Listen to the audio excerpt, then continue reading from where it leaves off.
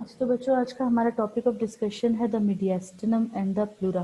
ठीक है, मीडियास्टिनम एक बहुत सिंपल सी चीज़ है लेकिन इसका कॉन्सेप्ट इम्पॉर्टेंट है क्योंकि जब कोई भी थॉरिक्स में ट्रॉमा होगा तो ये जो स्ट्रक्चर है ना ये अपनी जगह से डिस्प्लेस होगा। ठीक है, तो इसलिए क्लिनिकली इम्पॉर्टेंट है, इसके बारे में आपका पता होना ज़रूरी है। इस लेक्चर की आउटलाइन ये है कि मीडियास्टिनम की ही डिवीजन्स को पढ़ेंगे, सुपीरियर इंफीरियर है पहले, और उसके बाद फिर इंफीरियर फिर फर्दर 3 में डिवाइडेड है, और उसके बाद प्लूरा है।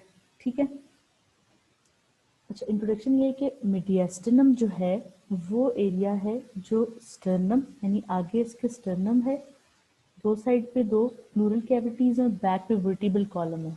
ठीक है, और दाएं बाएं इसके लंग्स हैं विद देयर सैक। ठीक है, अब समझ लिए दरमियान में कौन सी जगह समझेंगे, नेक से दरमियान वाला रीजन जो चेस्ट का है ना सारा, वो मीडियास्टिनम है उसके अंदर। तो इस तरह समझना आपको ज़्यादा इजी रहेगा।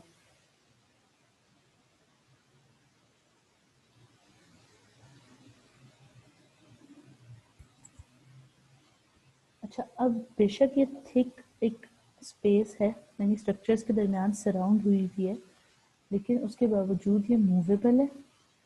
ठीक है, और एक चीज़ इंपॉर्टेंट ये कि इसकी बाउंड्रीज क्या है, कहाँ से कहाँ तक एक्सटेंड करती है, क्योंकि ये मैंने स्नेल से कॉपी किया तो इसलिए उन्होंने लिखा है कि extend superiorly to the thoracic outlet, यानी कि जहाँ से थॉरिक्स में आप इंटर होते हो, नेक से जहाँ थॉरिक्स में जा रही हो ना, जिसको बाकी बुक्स में इनलेट लिखा होता है, वहाँ की बात हो रही है। ठीक है, वहाँ से लेकर ये और रूट ऑफ नेक से ये डायाफ्राम तक जाता है। कुछ बुक्स में लिखा है कि क्लेविकल से 1 सेंटीमीटर ऊपर तक एक्सटेंड करता है। आसान लफ्ज़ों में आप ये कह सकते हैं कि जहाँ नेक ख़त्म होती है थॉरिक्स शुरू होता है, वहाँ से लेकर वहाँ तक जहाँ पर थॉरिक्स एंड होता है। तो और जो दरमियान की जगह है ना सारी, उसको मीडियास्टिनम कहते हैं। ठीक है, बाउंड्रीज की एक दफ़ा रिवाइज करते हैं। हाँ जी बच्चे, हार्ट इसी के अंदर होता है। समझे, मैं आपको ईजी बता रही हूँ ना कि नेक वाली लाइन पूरी नीचे तक। ठीक है, पिक्चर बनाती हूँ, कोशिश करती हूँ कि बच्चे बन जाए। जैसे समझिए आप सामने से देख रहे हैं ना, अगर ये एक बंदा है, ठीक है, ये इसके लंग्स हैं, एक ये है एक ये है। अब ये जो दरमियान में जगह है ना सारी, ये सारा जो एरिया है पूरा, इसको इन्होंने मीडियास्टिनम कहा है। ठीक है, अब ये थॉरिक्स कहाँ से कहाँ था, ये थॉरिक्स है ना यहाँ से लेकर यहाँ नीचे डायाफ्राम तक, तो ये दरमियान में जो रेड रेक्टेंगल बनाया है ना, ये मीडियास्टिनम है। और ये वाली जो पिक्चर है ना, ये साइड से देख रहे हैं हम। ठीक है, इस वाली पिक्चर में देखें, यहाँ से आपको समझ आएगा कि मीडियास्टिनम कहाँ है। देखें कि आगे स्टर्नम है, बॉडी ऑफ स्टर्नम है, साइड पे दो लंग्स हैं, पीछे वर्टिकल कॉलम और ये दरमियान में देखें, जो मैंने आपको रेक्टेंगल जैसे बना के दिखाया है, ये ऊपर से नीचे तक एक्सटेंड कर रहा है, ये है मीडियास्टिनम। ठीक है, ये मतलब कोई अलग से सेपरेट कोई कह लें कि स्ट्रक्चर नहीं है, ये एक बहुत सारे स्ट्रक्चर्स के दरमियान की स्पेस है जिसके अंदर और बहुत सारे ऑर्गन्स प्लेस्ड हैं। कंटेंट्स ये कि इसके अंदर थायमस है, थायमस एक ग्लैंड है लिम्फेटिक सिस्टम का। ठीक है, और ये आपकी कह लें कि एम्ब्रियोनिक लाइफ में या चाइल्डहुड में होता है और एडल्ट होने तक ये ख़त्म होता जाता है। ठीक है, उसके बाद हार्ट है, लार्ज ब्लड वेसल्स है। लार्ज ब्लड वेसल्स का मतलब है कि एयोर्टा यानी कि बड़ी आर्टरी और बड़ी वेन्स कह लें आसान लफ्ज़ों में। ठीक है, ज़्यादा डिटेल में नहीं जाते क्योंकि कार्डियोवास्कुलर एनाटमी में वैसे ही हम डिस्कस करना है। इसमें ट्रैकिया है, इसमें ईसोफेगस है, थोरेसिक डक्ट है जहाँ लिम्फ ड्रेन होती है, लिम्फ नोड्स हैं, वेगस और फ्रेनिक नर्व्स हैं। फ्रेनिक नर्व वो है जो डायफ्राम को सप्लाई करती है, वेगस नर्व वो है जो सारी की सारी गट को और हार्ट को सप्लाई करती है, और सिंपैथेटिक ट्रंक्स हैं। सिंपैथेटिक ट्रंक्स का मतलब है जो नर्व सप्लाई करते हैं सिंपैथेटिक सिस्टम को। ठीक है,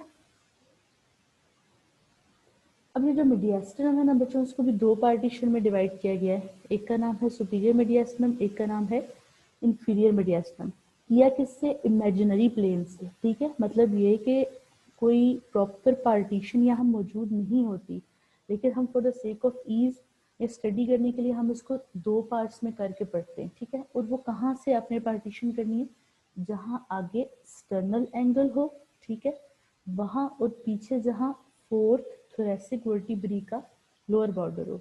आपको मैंने बताया था ना कि स्टर्नल एंगल यानी जहाँ पे मेनुब्रियम ऑफ स्टर्नम और बॉडी ऑफ स्टर्नम ज्वाइन करते हैं, जहाँ पर रिज होता है जो हमें फील होता है, इसको एंगल ऑफ लुइस कहते हैं। वो एक बहुत इंपॉर्टेंट पॉइंट है। ठीक है, वहीं से समझे कि एक इमेजिनरी प्लेन पास करता है वो, और बैक साइड पे हमने पढ़ा था कि हर लेवल के पीछे एक थोरेसिक वर्टिब्री होती है जिसकी इंपॉर्टेंस है आइडेंटिफाई करने के लिए स्ट्रक्चर्स को। तो उस लाइन के स्ट्रेट पीछे फोर्थ थोरेसिक वर्टिब्री होती है, आसान लफ्जों में T4 होती है। ठीक है, जैसे देखिए येलो कलर जो है ना, ये पार्टीशन है, येलो कलर की पार्टीशन है। देखें ये कहाँ से जा रही है, ये जा रही है स्टर्नल एंगल से, यानी कि जहाँ पर ये मैं बनाने लगी हूँ। ठीक है, यहाँ पे मेनुब्रियम और बॉडी ऑफ स्टर्नम ज्वाइन कर रहे थे, उनके दरमियान से लेकर देखिए फोर्थ थोरेसिक वर्टिब्रा के लोअर एंड तक ये एक्सटेंड कर रही है। इसने क्या किया, इसने जो ऊपर वाला पोर्शन है उसको सुपीरियर मीडियास्टिनम में और नीचे वाले को इंफीरियर मीडियास्टिनम में डिवाइड कर दिया। ये पिक्चर वो है जो स्नेल में डाली हुई है। ठीक है, स्नेल में डाली हुई ये है सुपीरियर मीडियास्टिनम और ये नीचे है इंफीरियर मीडियास्टिनम। ठीक है, इस पिक्चर को मैंने यहाँ पर ऐड इसलिए किया है कि मुझसे एक क्वेश्चन पूछा गया था कि बुक में एक स्टेटमेंट है, when seen from the side the diaphragm has an appearance of inverted J with the long limb extending up from the vertebral column and the short limb extending forward to the Z5 process। Urdu करती हूँ फिर इसको picture में बताती हूँ। ठीक है, यानी कि अगर साइड से देखा जाए तो डायफ्राम ऐसा है जैसे जे इन्वर्टेड हो, अल्फाबेट जे। ठीक है, जिसमें लॉन्ग लिम जो है वो वर्टिबल कॉलम से एक्सटेंड कर रही है और शॉर्ट जीफॉइड प्रोसेस की तरफ जा रही है। तो वो ये है, देखें ये जे के जैसा है ना, ये डायफ्राम है साइड से जे के जैसे। देखें जे जो लंबी वाली लिम्ब है इसकी, ये यहाँ है, ये वर्टिबल कॉलम के सामने, और छोटी वाली लिम्ब ये जीफॉइड प्रोसेस की तरफ जा रही है, इसका ये मतलब है। ठीक है, अच्छा अब इम्पोर्टेंस क्या है स्टर्नल एंगल की। सब बच्चे मैंने स्नेल से लिया है, स्नेल से इसलिए लिया है क्योंकि आपने समझना है इसको है, क्योंकि यही आपने बाद में याद करना होता है जितना भी कोई चीज़ आप अच्छी पढ़नी। ठीक है, ये एक बहुत इम्पॉर्टेंट लैंडमार्क है इसलिए कि यहाँ से बहुत सारे की स्ट्रक्चर्स गुजरते हैं। ठीक है, आगे से पीछे की तरफ देखें तो सबसे आगे यहाँ पर मेनुब्रियम और बॉडी ऑफ स्टर्नम का जॉइंट है जो सैंगल का नाम है। दूसरी इंपॉर्टेंट चीज़ है कि सेकंड कोस्टोस्टर्नल जॉइंट है यहाँ पर, जहाँ पर कोस्टो मतलब जो कार्टिलेज है उसका, स्टर्नम का जॉइंट यहाँ पर है। उसके बाद फिर जो असेंडिंग एओर्टा और आर्च ऑफ एओर्टा के दरमियान की डिमार्केशन है। ठीक है, यानी कि मैंने आपको बताया था ना कि एओर्टा इस तरह है कि हार्ट में से पहले ऊपर जाता है फिर वापस नीचे आता है। जहाँ से ऊपर जा रहा है तो ये असेंडिंग एओर्टा है, ये वाली आर्च ऑफ एओर्टा है, और ये नीचे वापस डिसेंडिंग एओर्टा है। तो ये डिमार्केशन है असेंडिंग और आर्च के दरमियान, और फिर बाद में आर्च और डिसेंडिंग के दरमियान। यानी समझें कि ये एंगल अगर यहाँ से गुजर रहा है ना, अब देखें कि अब बन गई ना डिमार्केशन, यहाँ से ऊपर तक असेंडिंग था, इससे आगे डिसेंडिंग है, अब सॉरी आर्च है, यहाँ से आर्च और यहाँ से नीचे डिसेंडिंग है।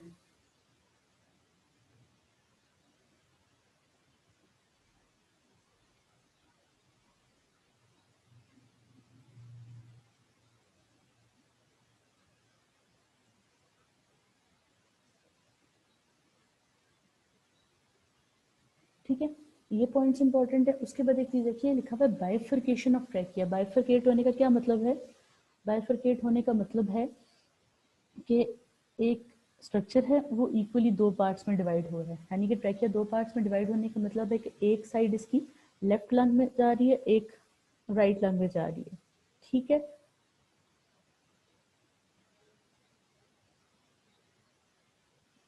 अच्छा उसके बाद जो प्राइमरी लेफ्ट प्राइमरी ब्रोंकस है उसका लेवल है, क्योंकि राइट का लेवल थोड़ा डिफरेंट होता है, वो लंग्स के साथ डिटेल से डिस्कस करेंगे। उससे एक और इम्पॉर्टेंट चीज़ ये है कि T4 इंटरवर्टिब्रल डिस्क है वहाँ पर, यानी कि T4 और T5 के दरमियान की जो डिस्क है ना वहाँ पर है। ये पढ़ा था ना कि lower border of body of thoracic vertebra तक है। ठीक है,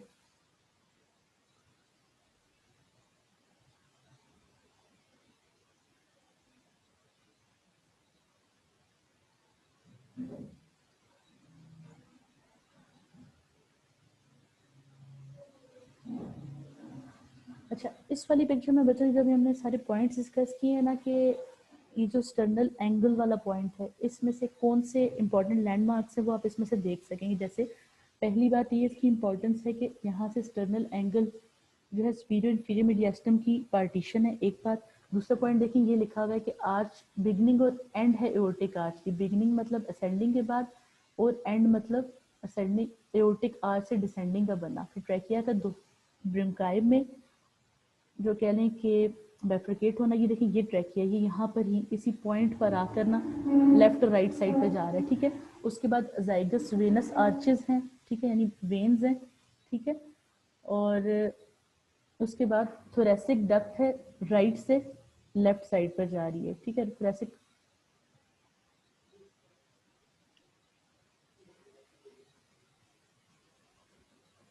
और उसके अलावा हार्ट के अपर बॉर्डर है, ठीक है। जी बच्चे, जो आपने पूछा वही कहते हैं, लेकिन अभी उसको उस पॉइंट को छेड़ेंगे नहीं क्योंकि वो फिर एक लंबी साइड निकल जाते हैं, ठीक है। अच्छा, मीडियास्टम की डिवीजन्स की बात की थी। जो इंफीरियर मीडियास्टम है ना बच्चों, वो फर्दर सब डिवाइडेड है तीन मीडियास्टम में, एंटीरियर, मिडल और पोस्टीरियर। सबसे इम्पॉर्टेंट, सबसे बड़ा है मिडल मीडियास्टम, जिसके अंदर पेरिकार्डियम और हार्ट है। देखिए इस वाली पिक्चर में जो मिडल मीडियास्टम है बनाया ही इन्होंने हार्ट शेप है, ताकि आप आसानी से समझ सकें कि इसका मेन कंटेंट पेरिकार्डियम यानी कि हार्ट के बाहर की कवरिंग और हार्ट होगा, ठीक है। और उसके बाद एंटीरियर मीडियास्टम है जो पेरिकार्डियम और स्टर्नम के दरमियान है, ठीक है। यानी कि ये वाली जगह आपको पता नहीं, यहाँ पर स्टर्नम होगी, ये आगे इनके दरमियान की जगह। और पीछे साइड पे क्या है, पोस्टीरियर मीडियास्टम है, जो अब पेरिकार्डियम और वर्टिब्रल कॉलम के दरमियान है।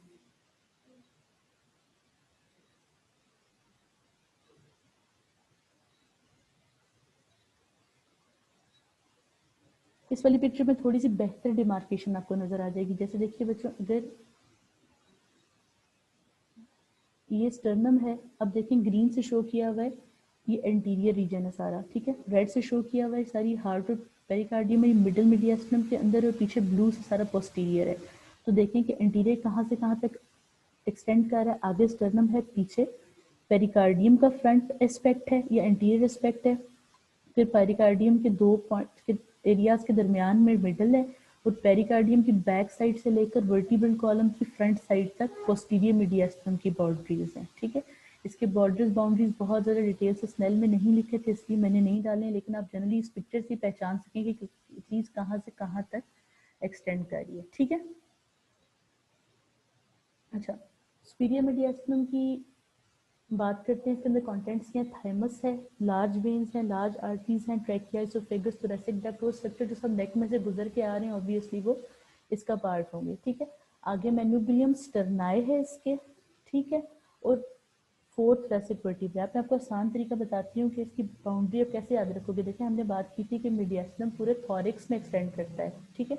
और थॉरिक्स कहाँ से कहाँ तक है, थोरेसिक इनलेट से लेकर आउटलेट तक, ठीक है, इनलेट से लेकर आउटलेट तक। अब ऊपर क्योंकि हमें बता दिया कि स्टर्नल एंगल से लेकर फोर्थ रिब के लोअर बॉर्डर तक डिवीजन हो जाती है सुपीरियर इन्फीरियर मीडियास्टम की। तो सुपीरियर जाहिर है स्टर्नल एंगल सुपर मेनुब्रियम स्टर्नाई है, उसके पीछे होगा। और फोर्थ रिब, फोर्थ वर्टिब्री के बॉर्डर से ऊपर है तो पीछे फोर वर्टिब्राज होंगी। सिंपल ये चीज आपने करनी है।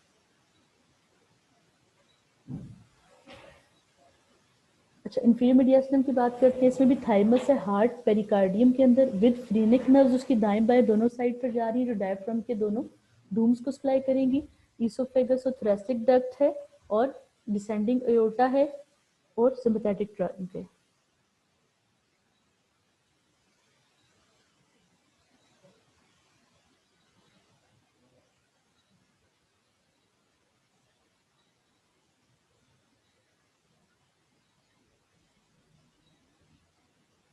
अच्छा, इंफीरियर मीडियास्टम क्या बाउंड्रीज पे होंगी। अब इसके आगे बॉडी ऑफ स्टर्नम है, क्योंकि इसके ऊपर तो स्टर्नल एंगल से स्टार्ट हो रहा था ना, और बाकी की जो 8 थोरेसिक वर्टिब्रा है ना, जो थोरिक्स के अंदर है, वो इसके पीछे आ रही है, ठीक है।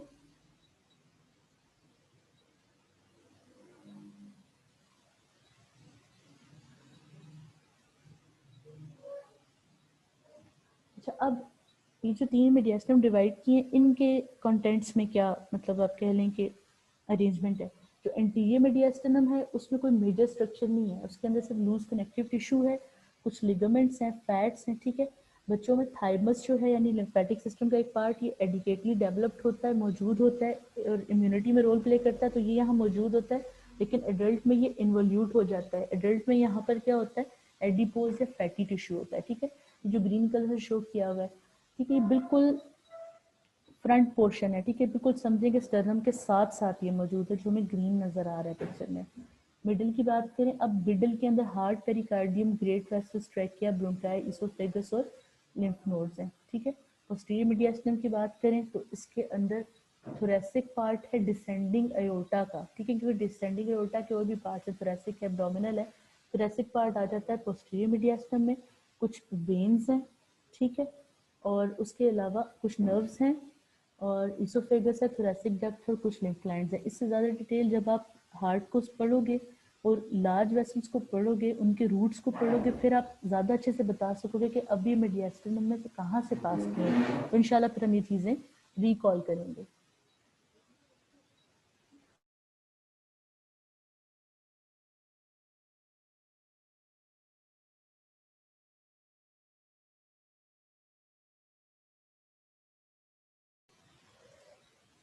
अच्छा, नेक्स्ट चीज़ देखिए, नेक्स्ट टॉपिक है वो है प्लूरा।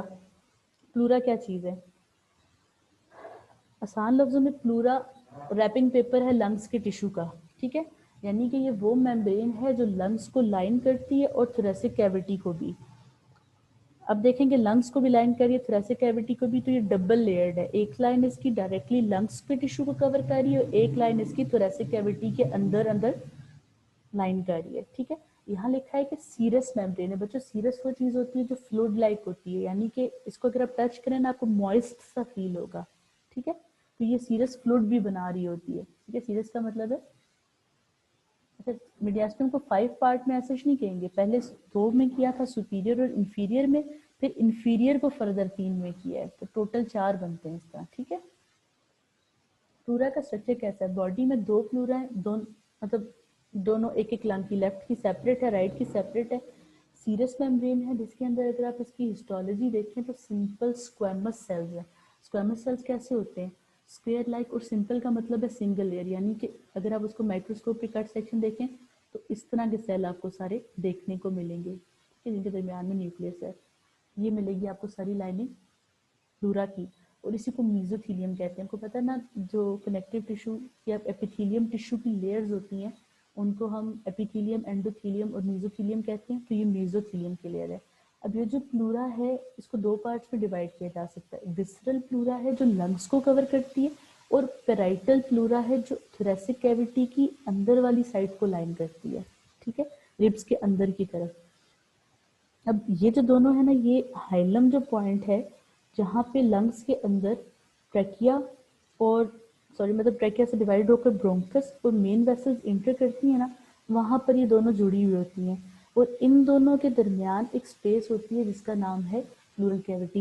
यानी अगर मैं इसकी पिक्चर बनाऊँ तो मैं इसमें आपको बनाकर दिखाऊंगी कि ये लंग्स है बच्चे, ठीक है, इसके रेड जो मैं बना रही हूँ ना, इसकी बिल्कुल टिश्यू के साथ साथ वो इसकी विसरल प्लूरा है। जो इसके ऊपर साथ थोड़े से गैप से बना रही हूँ ब्लू, ये इसकी पेराइटल प्लूरा है, और वो जो पॉइंट जहाँ पर लंग्स के अंदर ऐसे डिवाइड होके ब्रोंकाई घुसना है और साथ में वेसल्स इंटर होनी है ना, वहाँ पर ये दोनों प्लूरा भी फ्यूज हुए होते हैं ऐसे, ठीक है। ये पॉइंट लिखा हुआ है कि these two parts are continuous with each other at the hilum of each lung। ये हाइलम यही पॉइंट है, ठीक है। इसी को रूट ऑफ लंग भी लिखते हैं, वो जगह जहाँ लंग्स के अंदर स्ट्रक्चर इंटर करेंगे, फिर चाहे वो ब्रोंकस है चाहे वो वेसल्स है। इस वाली पिक्चर में देखिए ग्रीन कलर से शो किया हुआ है प्लूरा को, ठीक है। अंदर की तरफ देखिए तो विस्ट्रल प्लूरा है और बाहर की तरफ पेराइटल प्लूरा, दरमियान में इसकी एक स्पेस है जिसको मैंने प्लूरल कैविटी लेवल किया है।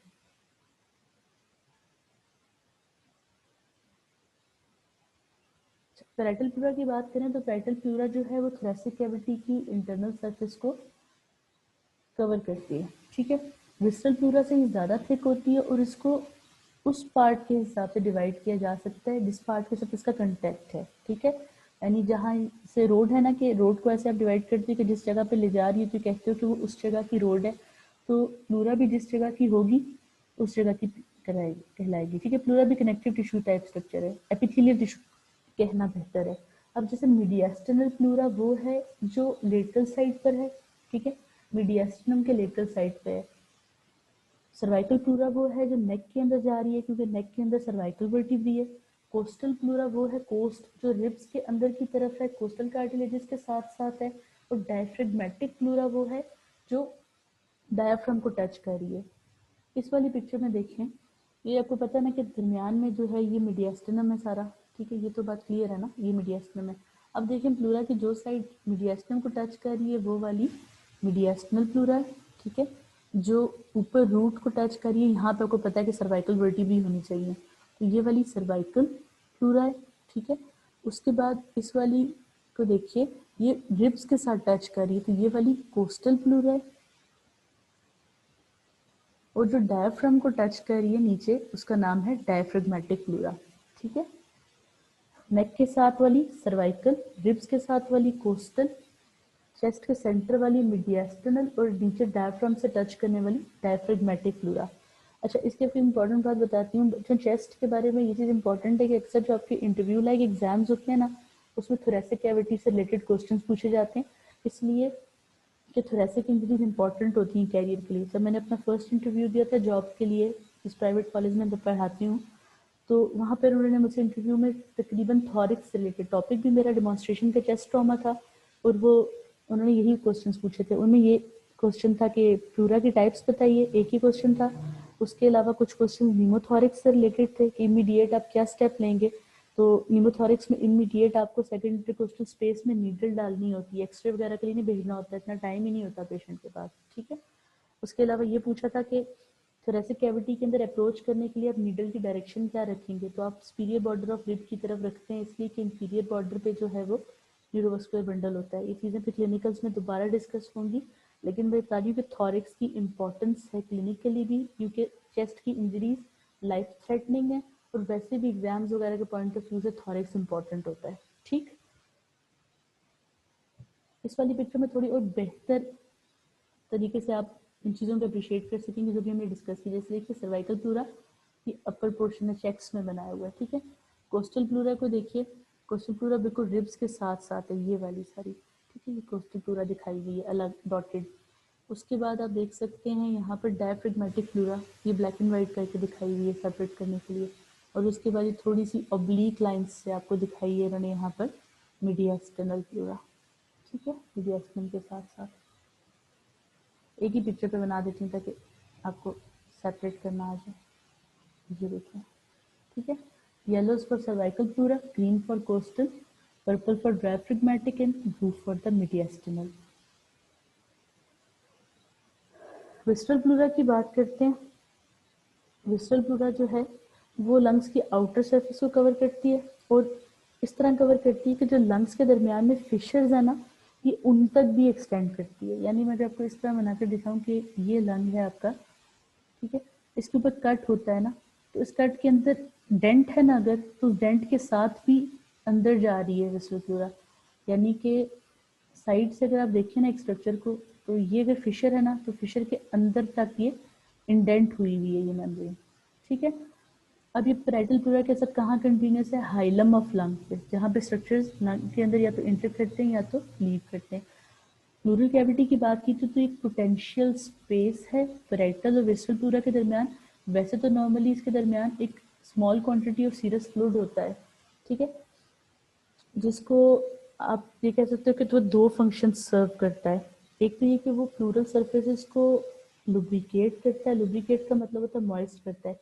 जैसे दो स्ट्रक्चर जिन्होंने आपस में रब करना है, पहले जॉइंट्स की बात करते हैं, जिन जॉइंट्स ने आपस में रब करना होता है उनके दरमियान बरसा मौजूद होता है ना, और बरसा क्या करता है, फ्रिक्शन रिड्यूस करता है। इसी तरह अगर प्लूरल कैविटी में थोड़ा सा थिक सा फ्लूइड मौजूद है तो वो वहाँ पर फ्रिक्शन को रिड्यूस करता है, ठीक है, लुब्रिकेट करता है। दूसरा काम ये करता है कि सरफेस टेंशन प्रोड्यूस करता है, ठीक है। सरफेस टेंशन प्रोड्यूस करने का मतलब है कि सक वाली चीज़, वैक्यूम जिस तरह कह रहे हैं ना कि सक कर सकता है, इस तरह की कंडीशन क्रिएट करता है, जिससे पेराइटल, क्योंकि पेराइटल चेस्ट के साथ साथ है और विस्ट्रल लंग के साथ साथ है, अगर इनके दरमियान में आपस में एक पुल मौजूद होगा तो पेराइटल विस्ट्रल को अपनी तरफ पुल करेगा, और विस्ट्रल क्योंकि लंग्स पे अटैच है तो जब थॉरिक्स एक्सपेंड करेगा तो थॉरिक्स के अंदर लगी पेराइटल प्लूरा विसरल को पुल करेगी because of this surface tension, और विसरल अपने साथ लंग्स को खींचेगा। इस तरह जब थॉरिक एक्सपेंड करेगा तो लंग एक्सपेंड करेगा, थॉरिक श्रिंक करेगा लंग श्रिंक करेगा, तो इस तरह ये कोऑर्डिनेटेड मूवमेंट हो जाती है। अब प्लूरल फ्लूइड की बात करते हैं, जो कैविटी के दरमियान जो सीरस फ्लूइड है बच्चे नॉर्मली वो सिर्फ 10 to 20 ml होता है, इतना सिर्फ कि मॉइस्ट करने के लिए। लेकिन अगर ये एक स्पेसिफिक क्वांटिटी से बढ़ जाए तो फिर उसको प्लूरल एफ्यूजन कहते हैं। वो एक एबनॉर्मल कंडीशन है, टीबी में और डिफरेंट नमूनियाज में होती है, वो एक क्लिनिकल्स के साथ डिस्कस करेंगे, ठीक है। फिलहाल ये कि नॉर्मल क्वांटिटी 10 से 20 ml है, डिफरेंट ऑथर्स डिफरेंट लिखते हैं, जो बुक पढ़ेंगे उसको फॉलो कर लीजिएगा। अब देखिए यहाँ इस पिक्चर में आप बेहतर अप्रिशिएट कर पाएंगे, इन्होंने यहाँ से सेक्शन लेकर स्क्वायर से आपको इनलार्ज करके दिखाया है कि कैसे किस जगह को हमने प्लूरल स्पेस कहा है। प्लूरल स्पेस, ठीक है, प्लूरल कैविटी एक ही चीज़ है, जो क्लिनिकल प्रैक्टिस करते हैं वो उसको प्लूरल स्पेस कहते हैं, एनाटॉमिकली हम कैविटी कह देते हैं, ठीक है।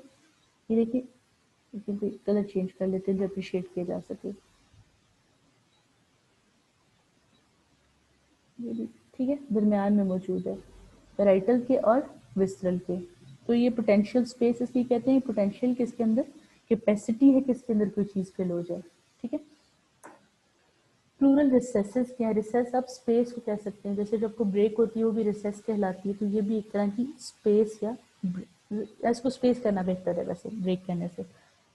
एंटीरियरली और पोस्टीरो इंफीरियरली, जो प्लूरल कैविटी है ना उसके अंदर लंग पूरा फिल नहीं होता, यानी कि प्लूरल कैविटी की शक्ल थोड़ी सी इस तरह करके है, लेकिन लंग जो है उसकी शक्ल थोड़ी सी डिफरेंट है, उसकी शक्ल थोड़ी सी इस तरह करके है। तो इसका मतलब है कि एंटीरियर एस्पेक्ट पर यहाँ पर और पोस्टीरियर इंफीरियरली जब लंग एक्सपेंड करता है तो पूरा पूरा प्लूरल कैविटी को फिल नहीं करता। ये वो जगह है जहाँ पर दो डिफरेंट टाइप ऑफ फ्लूरा टच करती हैं और जो जगह बनती है उनको रिसेसिस कहते हैं। यानी कि जहाँ पर मैंने ये ब्लू लाइन लगाई है जिसको ब्रेड से मार्क करने लगी हूँ, यहाँ पर डायफ्रेगमेटिक है, यहाँ पर कोस्टल है, एक दूसरे को टच करती हैं। जब लंग एक्सपेंड करता है कॉन्ट्रैक्ट करता है तो इस जगह को हम कहते हैं कोस्टो डायफ्रेगमेटिक रिसेस, ठीक है। कोस्टो क्यों, क्योंकि इस साइड पे ये वाली साइड इज कोस्टल, नीचे वाली साइड इज डायफ्रेगमेटिक, ठीक है। नीचे डायफ्राम है, ऊपर रिब्स वाली जगह है। दूसरी जो जगह उसको कहते हैं कोस्टो, ये वाली यानी कोस्टो, और ये वाली जगह इज मीडियास्टिनल, ठीक है। मीडियास्टिनल पूरा यहाँ पे बनती है, मैं आपके पिक्चर में दिखाती हूँ। तो ये दो स्पेसेस इंपॉर्टेंट है क्योंकि ये वो जगह हैं जहाँ पर प्लूरल फ्लूइड जमा हो सकता है, ठीक है। इस वाली पिक्चर में देखिए, इस वाली पिक्चर में आप देखेंगे कि प्लूरल कैविटी, पहले मैं प्लूरल कैविटी को हाईलाइट करूंगी ताकि मैं अपनी बात दोबारा अच्छे से समझा सकूं, ठीक है। ये सर्वाइकल प्लूरा से मैं यहाँ से जाती हूँ, जिसको मैं हाईलाइट करते जा रही हूँ बच्चों, ये है प्लूरल प्लूरा, ठीक है। अब देखिए ये प्लूरा है इतनी बड़ी, इसके अंदर जो ब्लू से फिल करने लगी हूँ ना बच्चों, ये लंग्स है। अब देखिए लंग्स कंपैरेटिवली छोटा है, कुछ जगह बच जाती है, आगे भी बच गई है, पोस्टीरो इंफीरियरली भी बच गई है। अब ये जो दो जगह है ना, ये इन्होंने इस वाली पिक्चर में दिखाई हुई है जिसको मैं रेड से मार्क करने लगी, ये ठीक है, और ये। अब ये वो जगह है जिनको लंग्स एक्सपैंड होकर फिल नहीं करता, तो अगर लंग्स के बाहर वाली कैविटी में ढेर सारा फ्लूइड है तो वो यहाँ आकर जमा हो सकता है ना, तो इसलिए ये वाली जगह इंपॉर्टेंट है। आपको पता हो कि ये दो स्पेसेस हैं, दो पाउचेस हैं। जैसे आपको पता है कि अगर आपके घर में एक जगह पे आप वाइप कर रहे हो पानी को, बारिश के पानी को, एक जगह आपको पता है कि वहाँ डेप्थ है, टाइल टूटी है या फर्श में जगह है, तो आपको पता है वहाँ पानी कॉमुलेट होता है, तो आप वहाँ से वाइप आउट करोगे। तो जब इसी तरह प्लूरल एफ्यूजन होती है तो आपको पता होता है कि दो ऐसी जगह है स्पेस की जैसी जो ऐसे फ्लूइड को अकोमोडेट कर सकती है, तो आप फिर यहाँ से रिमूव करते हो फ्लूइड को क्लिनिकल प्रोसीजर्स करने के लिए, ठीक है। रिसर्च आपको दोबारा मैं समझाती हूँ, बहुत आसान बात है बच्चे, जैसे हम एक बार रिपीट करते हैं आखिरी बार, ठीक है। प्लूरल कैविटी जो प्लूरा है वो बड़े साइज की है, ठीक है, लेकिन उसके अंदर जो लंग है वो थोड़ा छोटे साइज का है। अब जो जगह बच जाती है ना फिल करने से, यानी प्लूरा के अंदर जो जगह लंग्स से फिल होने से रह जाती है, उन जगहों को हम रिसेसेस कहते हैं। एक आगे की तरफ है, एक पोस्टीरो इंफीरियरली है, उनका नाम है रिसेसेस, ठीक है। रिसेस में फ्लूइड कैसे अकोमुलेट होता है, ऐसे होता है कि वैसे तो थोड़ा सा, इतना थोड़ा फ्लूइड होता है कि आप कह लो कि सिर्फ लुब्रिकेट करने के काम आता है। लुब्रिकेट का मतलब है कि सिर्फ थोड़ा थोड़ा यहाँ पर मौजूद है कि फ्रिक्शन कम हो जाए।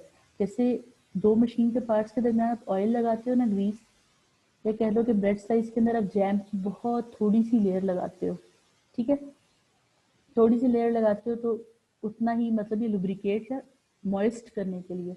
जब ये ज़रूरत से ज़्यादा हो जाएगा फ्लूइड तो इसको भी कहीं पर एडजस्ट करने के लिए जगह चाहिए ना, तो वो जगह ऑलरेडी वो मौजूद है जहाँ पर लंग्स के एक्सपैंड करने से लंग का टिश्यू फिल नहीं होता, लेकिन प्लूरा वहाँ मौजूद है। तो ये वो रिसेसेस, वो वाली जगह है जो उस एक्स्ट्रा फ्लूइड को अकोमोडेशन देंगी। इस वाली पिक्चर में देखें, यहाँ दिखाया हुआ है, देखेंगे लंग्स ये जो पर्पल से दिखाया है और स्काई ब्लू ये है, यानी कि लंग अगर पूरा एक्सपैंड भी कर गया तब भी ये वाली जगह खाली रह गई है। तो अब भी अगर कोई फ्लूइड यहाँ बाहर से मौजूद होता है, यहाँ बाहर ज़्यादा होता है तो वो नीचे की तरफ आकर जमा होगा ना, ठीक है। इसी तरह यहाँ से आगे की तरफ आकर जमा होगा, यानी जहाँ जहाँ जगह बाकी है ज़्यादा फ्लूइड ने वहाँ वहाँ चले जाना है। लिक्विड्स की यही प्रॉपर्टी पड़ती है ना कि वो अपने फ्लास्क की शेप ले लेता है जिसमें होता है, तो जहाँ जहाँ फ्लास्क में जगह वहाँ वहाँ चला गया और वैसी शेप ले लिए। तो अगर इस तरह की प्लूरा थी और जगह कहाँ कहाँ थी, जहाँ पे लंग्स नहीं था जगह यहाँ पर थी और यहाँ पर थी, तो यहाँ आकर एकोमोडेट हो गया। यही दो जगह रिसेसेस हैं या स्पेसेस हैं। इस वाली पिक्चर में थोड़ा सा मजीद क्लियर किया हुआ, अगर आप इसको अप्रिशिएट कर सकें तो ये वाला रीजन है, यहाँ से लंग्स रिमूव करके दिखाया हुआ है, ठीक है। लंग्स और प्लूरा के दरमियान में जगह थी और यहाँ पर जगह थी नीचे की, यहाँ पर। न्यूरोवेस्कुलर सप्लाई की बात करते हैं तो जो प्लूरा है ना उसकी डिफरेंट सप्लाईज हैं दोनों की, ठीक है। तो पेराइटल है वो प्रेशर, पेन और टेम्परेचर को सेंसिटिव है, ठीक है। यानी कि अगर उसमें प्रेशर पड़ेगा, पेन होगा, टेम्परेचर होगा तो आपको भी पेन होगा, और ऐसा पेन है कि आप पॉइंट कर सकोगे कि मुझे कहाँ पर दर्द है। ब्लड सप्लाई की बात करें तो इंटरकोस्टल आर्टरीज से आएंगी जो रिब्स के अंदर सप्लाई कर रही हैं, जिनको हम डिटेल से बाद में पढ़ेंगे, ठीक है। अच्छा, उसके बाद ब्लड सप्लाई की बात करें विसरल प्लूरा की, तो ये ब्रोंकियल आर्टरीज से आ रही हैं। लंग्स की जब डिटेल सप्लाई पढ़ेंगे उसमें डिस्कस करेंगे। विसरल प्लूरा के बारे में एक बात इंपॉर्टेंट है बच्चे कि ये पेन को सेंसिटिव नहीं है, ना टेम्परेचर ना टच, ठीक है। सिर्फ ये सेंसिटिव है स्ट्रेच को, यानी कि अगर लंग्स ओवर स्ट्रेच होंगे तो विसरल पेन होगा, तो डिफ्यूज पेन होगा, फिर नहीं पता चलेगा दर्द कहाँ हो रहा है। देखो मुझे लोकलाइज्ड और डिफ्यूज पेन में ये फ़र्क होता है। लोकलाइज को आप हाथ लगाकर बता सकते हो मुझे यहाँ दर्द है, जैसे अगर आपके शोल्डर में दर्द हो, जहाँ दर्द हो आप बताते हो एग्जैक्टली मुझे यहाँ दर्द है। इसकी निस्बत अगर आपके पेट में दर्द हो, जैसे गैस्ट्रोइंटाइटिस या डायरिया में होता है, तो आप उंगली लगाकर नहीं बता सकते कहाँ दर्द है, एक डिफ्यूज एरिया हाथ रख कर बताते हो मुझे यहाँ दर्द है, क्योंकि जो एब्डोमिनल विसरा है वो भी स्ट्रेच को सेंसिटिव है, जिस तरह विस्टल प्लूरा है वहाँ विस्टल पेरिटोनियम होती है, ठीक है। ये चीज़ है यहाँ पर।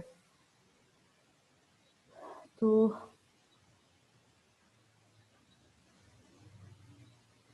That's all for today. Last slide थी ये, आज थैंक्स नहीं लिख सकी। क्वेश्चंस?